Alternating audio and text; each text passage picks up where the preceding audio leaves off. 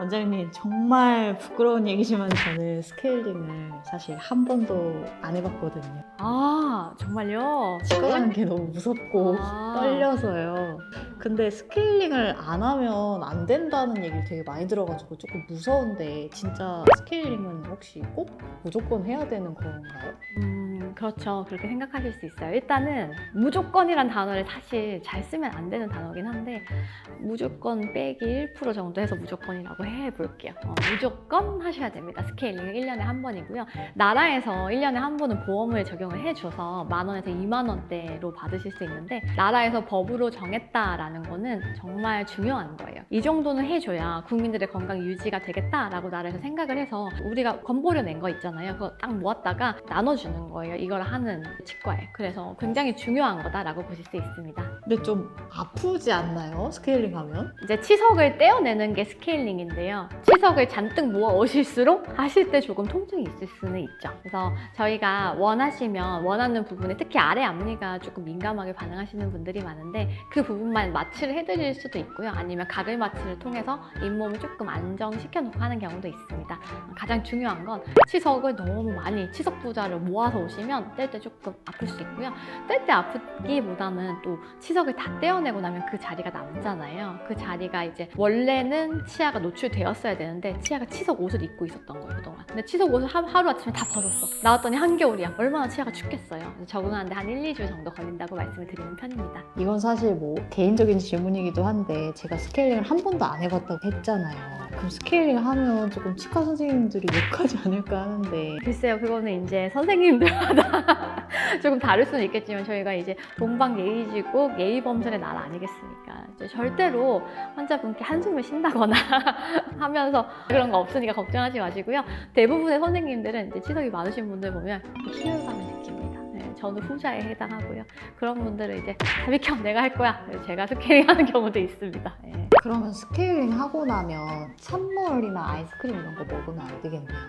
뭐 고통을 원하신다면 드실 수 있겠지만 원하지 않으시면 잠깐은 피해 주시는 게 좋습니다. 그럼 조금 근본적인 문제로 네. 스케일링을 왜 해야 되는 걸까요? 우선 스케일링은 치아에 붙어있는 치석을 떼는 행위라고 볼 수 있는데요. 이 치석이라는 게 뭐냐? 세균들의 호텔이라고 생각하시면 됩니다. 세균들이 득실득실 살기에 아주 좋은 환경을 갖춘 곳이 바로 치석이고요. 치석 안에 이제 세균들이 많다는 건 알겠지만 아무 느낌이 없잖아요. 치석이 있다고 해서. 그래서 괜찮은 거 아니야 라고 생각하실 수 있는데 그 세균 호텔에 세균들이 이제 거주를 하면 얘네들 가만히 있지 않아요. 그 가운데 여러 가지 산이든 나쁜 물질들을 뿜어내고 염증을 일으켜서 주변에 치아 뿌리 주변에 있는 뼈를 녹입니다. 잇몸은 염증 때문에 부풀어 오릅니다. 근데 저희는 보면 딱 보이거든요. 잇몸이 너무 부었다. 속에 엄청 주저앉을 수 있다. 이거를 말씀을 드리고요.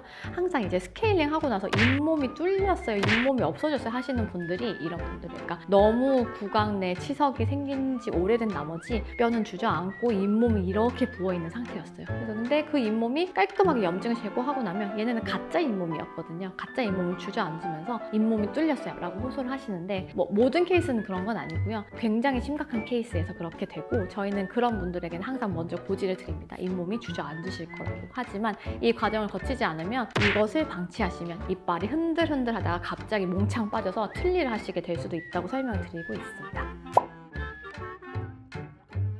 대표적으로는 우선은 일단 입냄새가 좀 심하게 날 수 있어요. 치석이 많이 있으면 입냄새가 좀 심하게 나실 수 있고 두 번째로는 잇몸뼈가 너무 낮아지면 특히 신경이랑 너무 가깝게 잇몸뼈가 주저앉으면 임플란트를 하려고 해도 할 수가 없는 경우가 또 생길 수도 있어요. 그리고 잇몸뼈가 낮아지면 그 부분에 음식물이 굉장히 잘 끼고요. 가끔 오시는 분들 중에 음식이 너무 잘 껴요 하시는 분들은 이빨이 썩어서 그런 경우도 있지만 치석 때문에 치주염이 생겨서 그런 경우도 있어요. 이럴 때는 그 부분에 스케일링을 해주면서 그 다음 단계인 큐렉까지 넘어갔다가 여러 가지 항생제 연고를 넣어드려요. 그럼 그 연고가 속에 들어가서 그 주변에 이제 박테리아를 또 한 번 더 죽여주는 역할을 하고 있습니다. 일단 많은 분들이 궁금해하시는 게 이제 스케일링이 이빨을 갈아낸다고 생각을 많이 하세요. 근데 갈아내는 게 전혀 아니고요. 그게 아까 말씀드린 이제 치아가 옷을 입는 치석의 문제인데요. 치아들이 이렇게 있고 이미 뼈가 많이 녹은 경우에 그 위에 치석들이 딱 달라붙어서 이거를 잡아주는 역할을 하던 분들이 있어요. 그것도 미리 파노라마라는 사진에서 볼 수 있는데 그런 경우에는 저희는 이제 흔들릴 수 있다 미리 고지를 드리고 원치 않으시면 하지 않으셔도 된다 말씀은 드리지만 그대로 두면 뼈가 더 녹기 때문에 최악으로 가는 사이클을 지금 타신 거거든요. 그래서 흔들린다 하더라도 스케일링을 하시는 게 맞습니다. 그리고 그런 경우에는 스케일링뿐만 아니라 스케일링 후에 이어지는 큐렛이라는 치료도 하시는 게 좋은데요. 이제 파노라마 사진을 찍었을 때 치아 뿌리 옆에 바닷가에 이제 바위에 따개비 붙은 것처럼 치석들이 따개비를 탁탁탁탁 이제 알갱이로 붙어 있는 경우가 있어요. 그럴 때는 스케일링 먼저 하고 위에 걸 걷어내고 잇몸 속에 있는 치석을 이제 손으로 다 따내는 거죠. 그거는 마취를 하고 진행을 하는 거라 원치 않으시든 원하시든 결정하는 거라기보다는 그게 해당하시는 분들께 저희가 권해드리는 편입니다. 다만 초음파 스케일링을 할 경우에 주의할 점이 있습니다. 저희가 쓰는 스케일러는 초음파 스케일러인데 그 자체의 진동을 이용해서 물의 진동, 그 기구의 진동을 이용해서 그거를 살짝 뜯어내는 거고 초음파 스케일러는 이제 심장의 페이스메이커라는 걸 다신 분들은 하시면 안 돼요. 절대 안 되시고 저도 이제 한 두세 분 정도 이때까지 있었는데 아예 심장 전문의 선생님께서 말씀을 하셨대요. 너는 심장에 페이스메이커를 달았다. 페이스메이커라는 게 이제 심장을 뛰게 탕탕탕탕 이거를 이제 해주는 전기장치인데요. 그 초음파 기계인 스케일러를 사용을 하면 그 장치가 영향을 받는다고 해서 심장이 멎을 수도 있대요. 그래서 그런 분들은 수술 끝나면서 절대로 스케일링을 치과에서 받으면 안 된다라고 말씀을 듣고 오셨다고 항상 말씀을 주시더라고요. 그것 때문에 스케일링을 못 받는다 그건 아니고요. 그런 게 있으신 분들은 저희가 손으로 직접 일일이 수작업 스케일링을 해드리고 있는데 사실 초음파 스케일러 자체가 약한 강도에서 강한 강도를 갖고 있기 때문에 내가 스케일링 받을 때 너무 무섭고 아파요 하시는 분들은 제일 약한 강도를 해주세요 말씀해 주시면 좋고 그 외에 이제 손으로 하는 거는 조금은 이제 좀 더 섬세하게 진행이 가능한 부분도 있지만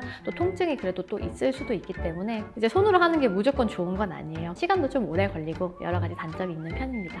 그 큐렛이라는 것도 의료보험 적용이 되나요? 네, 큐렛은 먼저 스케일링을 하시고 그 다음 회차 때 방문하시면 적용을 받으실 수 있는 보험 진료입니다. 오늘은 스케일링을 왜 해야 되는지, 스케일링은 어떤 원리인지, 그리고 스케일링을 했을 때 부작용, 장점 등을 알려드렸는데요. 오늘 보시고 나서 많은 분들이 두려움을 느끼지 않으시고 치과에 방문하셔서 스케일링을 받아보시면 좋겠습니다. 지금까지 러블리 김원장이었습니다. 감사합니다.